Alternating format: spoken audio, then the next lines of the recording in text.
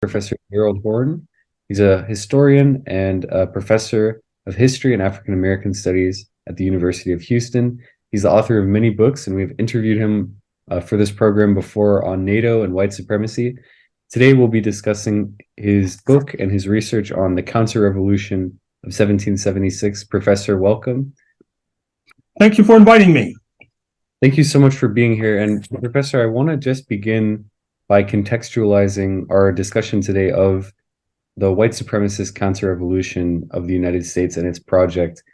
We're discussing this again in the aftermath of yet another publicized incident of police assassination and brutality and white supremacist violence in this country, the murder of Tyree Nichols in Memphis.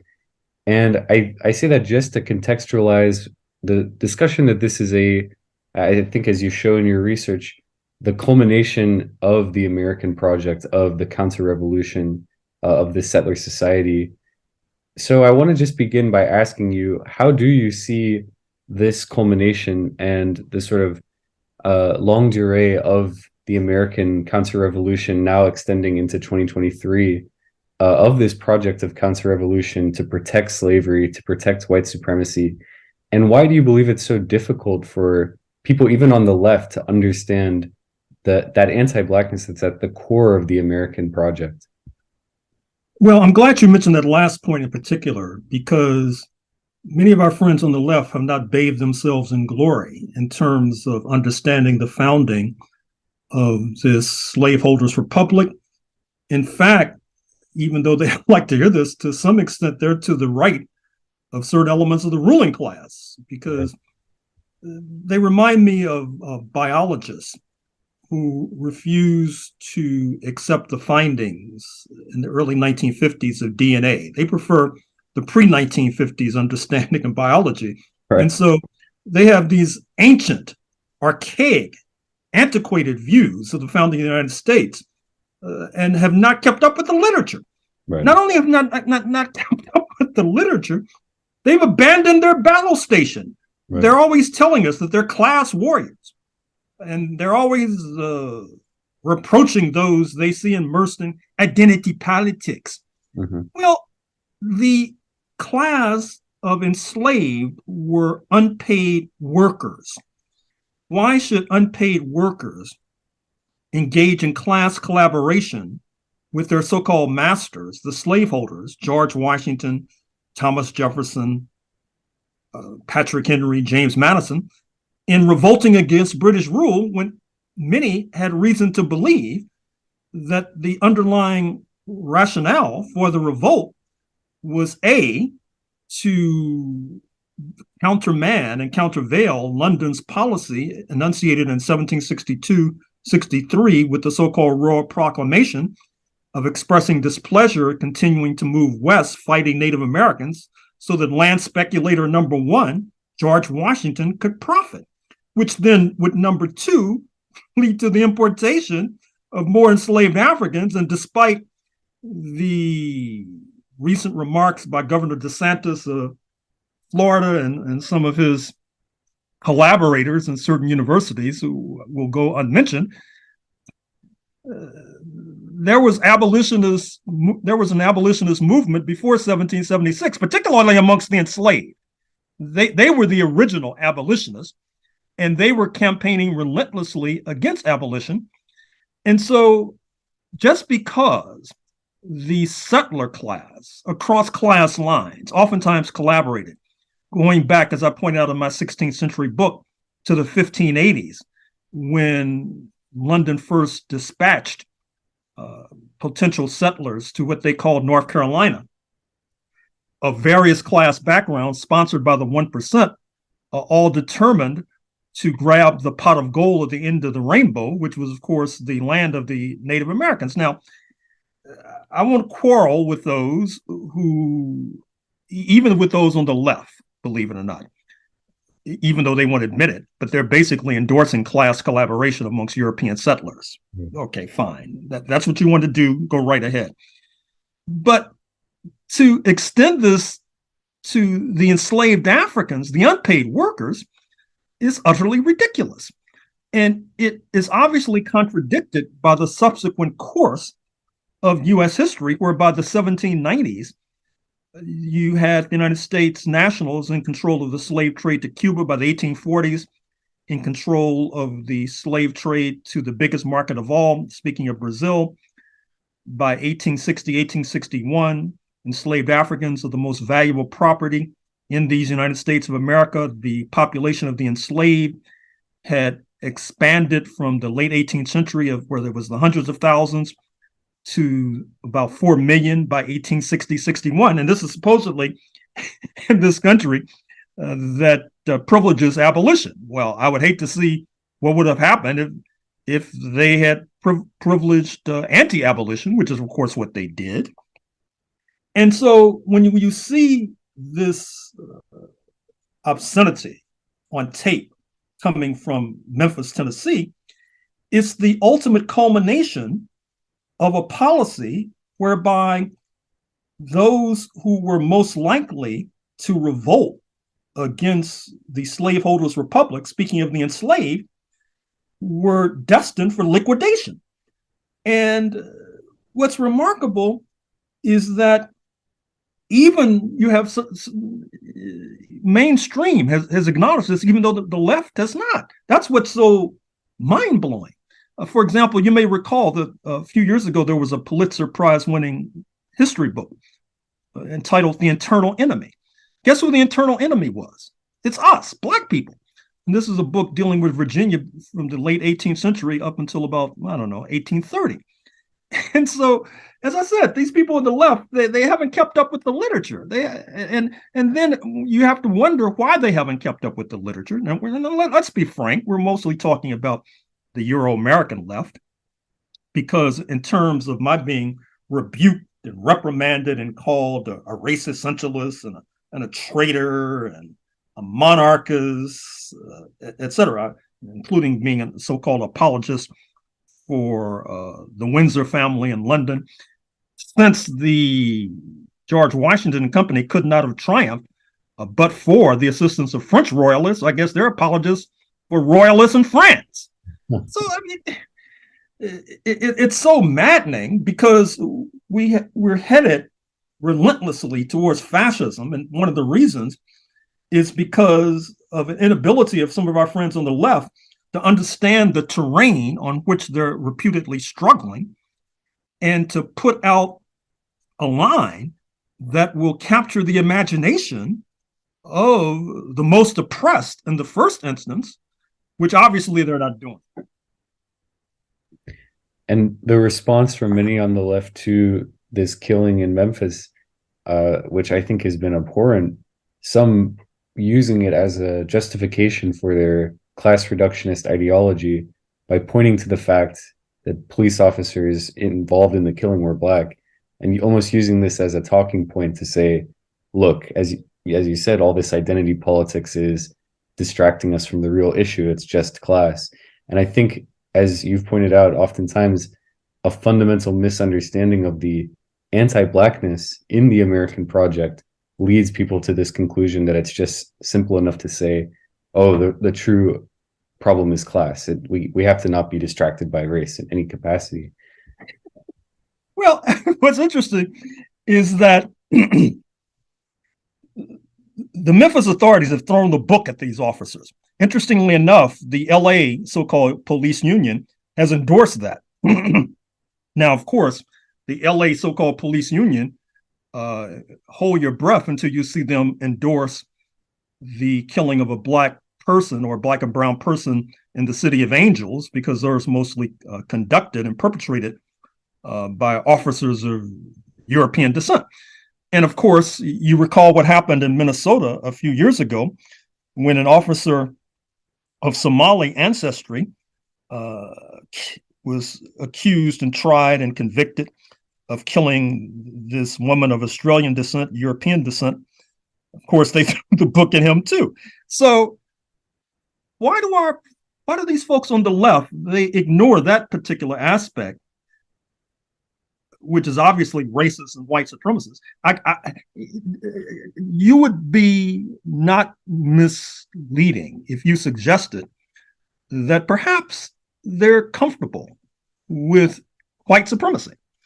They're comfortable with white privilege. And, it goes to that old saying, you can't expect a person to contradict or to attack what's feathering their own nest. And what's even more remarkable, as I said, is that they throw their own ideology out the window. And not only do they not look at enslaved Africans as a class, it's a contradiction. They're always talking about too much race, but when it comes to unpaid workers as a class, they ignore class. I mean, the whole thing is a little nutty if you think about it for a second, but it's not nutty. It's basically an elaborate rationale to justify and exonerate white supremacy. And as I said, they're doing this while paying scant attention to the literature. I hope none of these people are academics, because if so, they're engaged in malpractice. Mm-hmm. Exactly. Yeah, and I think that it still kind of sticks within this trend we've seen recently of a rise of so-called patriotic socialism, that being a phenomenon. I mean, it's hard to even utter those words and not laugh and think how ridiculous that sounds. But this exoneration of the American project and I think the blindness to its core features from the very beginning. I really appreciated there was an interview with Democracy Now! Where you made the direct comparison of the American counter-revolution to the Declaration of Independence of Rhodesia and made that explicit connection of the two settler white supremacist projects, where some socialists in America would say, oh, they know Rhodesia was a problem or apartheid is a problem, but they would not, cast the same lens on the American system. So it is a sort of cognitive dissonance to not see the continuity of settler white supremacist counter-revolution globally, and not just in the 20th century, but in the 18th century as well. Well, what's even more striking is this failure to do a global analysis. And once again, for people on the left, I had thought that internationalism was a core principle. Like I had thought that class analysis was a class principle. Class analysis was a prime principle, just as I had thought materialist analysis was a prime principle. But once again, all that is thrown out the window when it comes to supporting and venerating this slaveholders' republic. I mean, for example, you mentioned Rhodesia in 1965, where the white supremacists said explicitly they were walking in the footsteps of 1776. And by the way, I was talking to some indigenous activists from North America recently. You can probably find that discussion on the Activist News Network. And I used the way that the conflict in Rhodesia, now Zimbabwe, was settled as a possible model for how to resolve the conflict in the United States, i.e., roundtable talks, the Lancaster House talks, where the original colonizing power, London, comes back into the fray, perhaps with other colonizing powers, such as Spain, which had been the colonizing power in Florida and Texas, the second and third largest states, and then coming to some sort of resolution. Similarly, they are apparently ignorant of the settlers' revolt in Algeria, 1950s up to independence in 1962, quite bloody, by the way. And similarly, with regard to the Declaration of Independence, in terms of studying the hemisphere, they really should look at the Uruguayan Declaration of Independence in 1825, which explicitly castigates enslavement of Africans.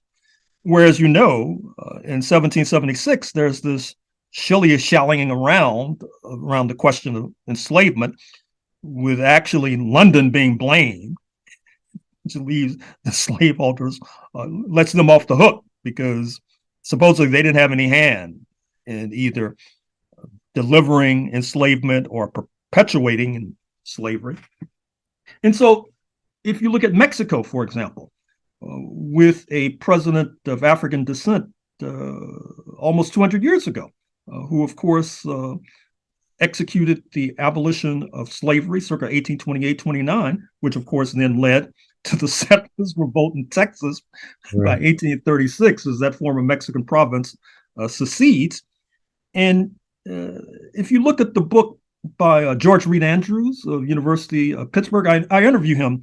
You may know that I do these interviews on the Pacifica station in Los Angeles, kpfk.org, Saturdays, 11 a.m. Pacific, although the interviews can be found on the Activist News Network as well. And in his book, he, of course, implicitly really does this invidious comparison of independent struggles south of the border compared to the United States.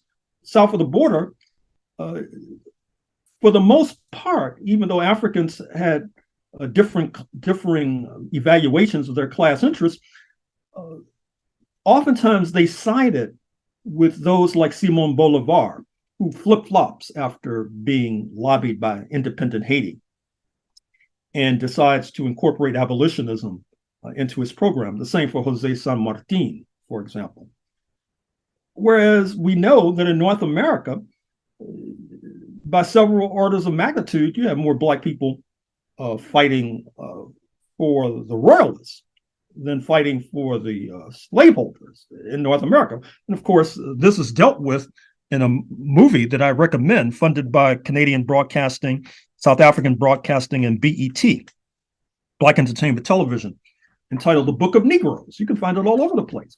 It's a remarkable scene in that dramatization of where enslaved Africans confront George Washington about his enslaving proclivities.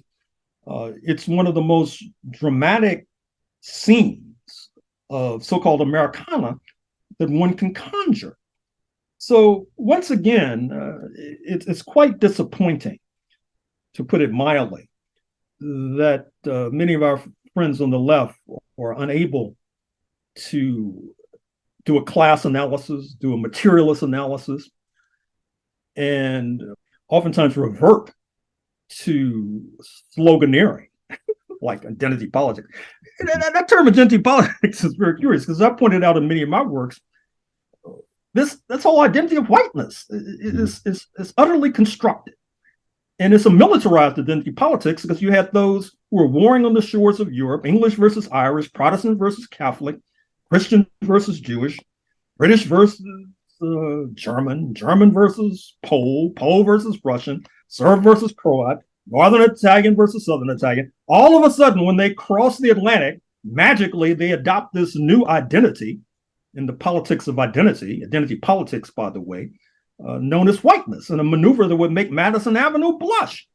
And of course, the reason for it is that it helps to solidify a bloc to go after the Native Americans and their land and to repress the Africans. And that, of course, is embodied in this holy constitution, in the Second Amendment, which, of course, is the ultimate undergirding of these mass shootings that are as frequent as mushrooms after a spring rain, because the Second Amendment was designed to put arms in the hands of the settlers, the Europeans, in order that they could better repress enslaved Africans in revolt or Native Americans.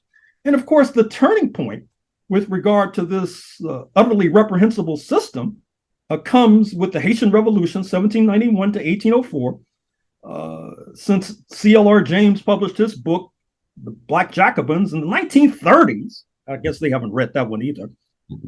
We have gotten a sense that the Haitian Revolution ignited a general crisis of the entire slave system that could only be resolved with its collapse, which begins to happen, interestingly enough, in Latin America with regard to Mexico in the late 1820s and a good deal of its southern neighbors in the 1850s, certainly without the bloodshed that accompanies the abolition process in North America, culminating in 1865. So, oh my goodness, it's just so disappointing.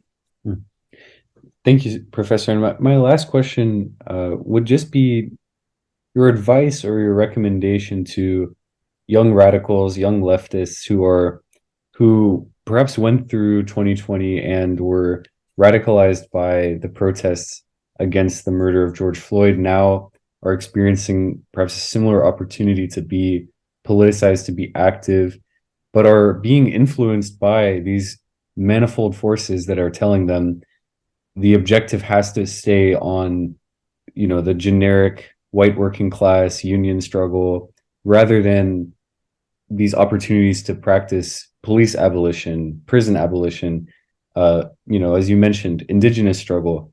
They're being manipulated and led away from these opportunities because they're being told that class, this universal white thing, is the more important thing. And I just wonder what you would say to someone who's young and wants to get involved but feels perhaps being torn from multiple directions away from really the centrality of the issue that is the American project all of its reactionary destruction in a global sense and in the United States. Uh, so yeah, I just wonder what your advice would be. Well, to reiterate, to repeat, class is not just a white thing. As a matter of fact, not only were enslaved Africans a segment of the working class, albeit an unpaid segment of the working class, their descendants, the Black American population, is about 95% working class. Oftentimes tend to be more pro-union than their erstwhile comrades in the working class.